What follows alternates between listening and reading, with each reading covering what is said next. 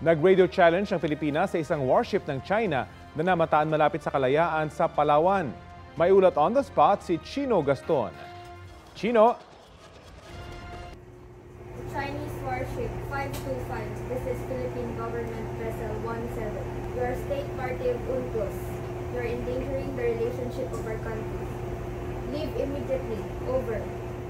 Sa pangatlong araw ng Embedded Maritime Patrol ng AFP sa Kalayaan Island Group, magpakitang isang Jiangkai-class frigate ng China na may bow number 525 kasama ang dalawang Chinese maritime fishing vessel mag-aalas 8 kaninang umaga. Na-detect ng BRP Andres Bonifacio ang Chinese warship habang dumaraan ito ng sa may Panata Island. Lumapit ang Chinese warship at agad itong ni-radio challenge ng BRP Andres Bonifacio.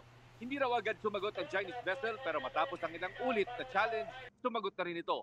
Lumapit daw ng hanggang 4.6 nautical miles ang barko ng China pero wala naman itong ibang ginawa kundi mag-counter radio challenge. Kasulukuyang namamataan pa natin itong Chinese warship na nakabuntot sa sinasakyan nating barko habang patulak tayo pabalik ng Pag-asa Island.